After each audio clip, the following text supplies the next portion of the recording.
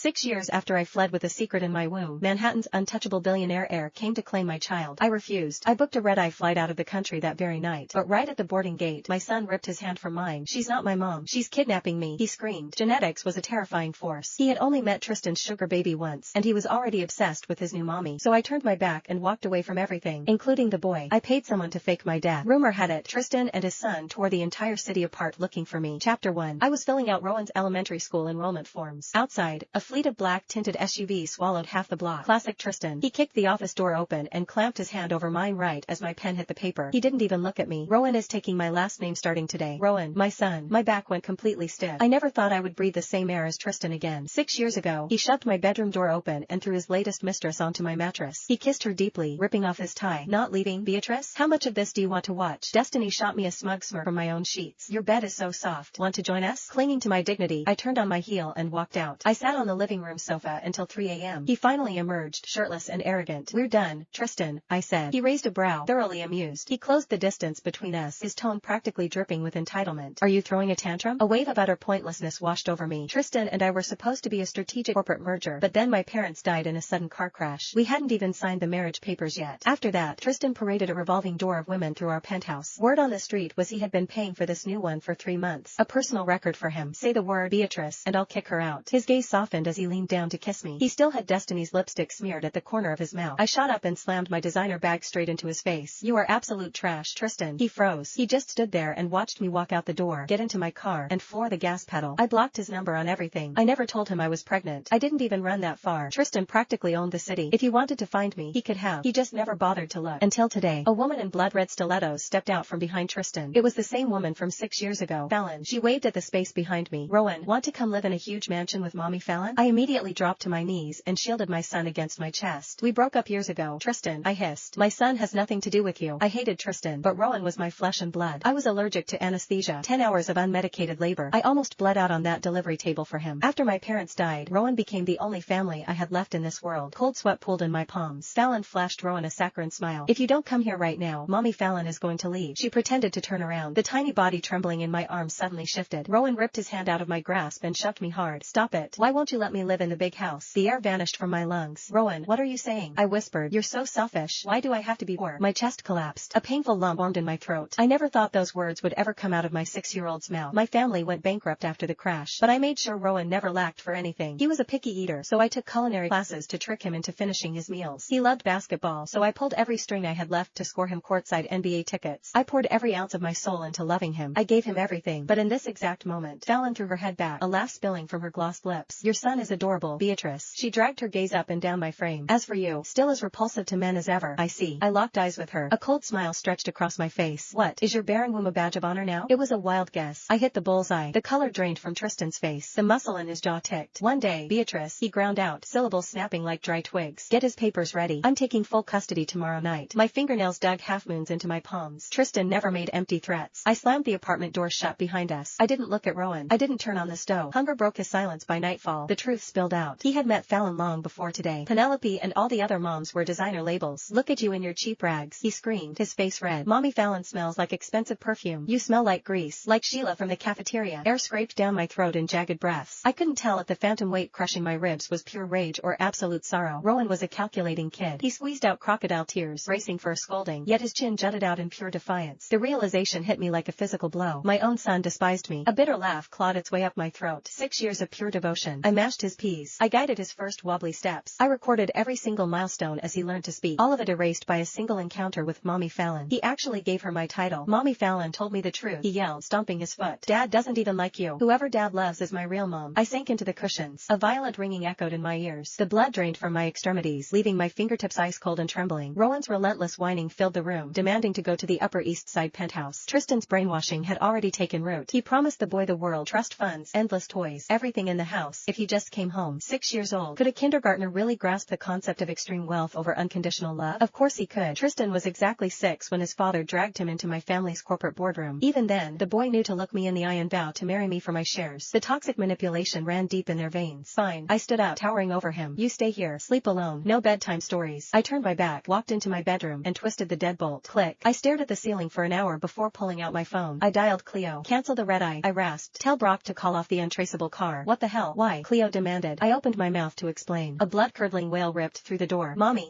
I'm sorry. Tiny fists hammered against the wood. Don't leave me out here. It's dark. I'm scared. Please, Mommy. I yanked the door open. Rowan lunged, wrapping his arms around my knees in a death grip. His eyes were swollen, face streaked with snot and tears. I'll be good. I swear I'll listen. I'll go anywhere with you. He hiccuped. Just don't leave me in the dark. Tell me a story, please. Brock's heavily tinted SUV sped through the city streets. Rowan lay slumped across my lap. The aftermath of his meltdown wrecked his small frame, tiny shoulders jerking with every hiccup. Science articles always claimed postpartum hormones rewired a mother's brain, gaslighting women into feeling a manufactured connection. I always scoffed at that. I loved this little boy fiercely, entirely out of my own free will. But tonight, staring at his sleeping face, a terrifying thought crept in. He just looked me in the eye and spat pure venom. He claimed to hate my guts. So why did I still cave the second he cried? There was no logical answer. I pressed my forehead against the cold, blackout window. Streetlights blurred past in golden streaks. The midnight roads were deserted. Tristan was probably toasting his victory right now. He never imagined I would pack up his precious heir and vanish into the night. He underestimated the depths of my hatred.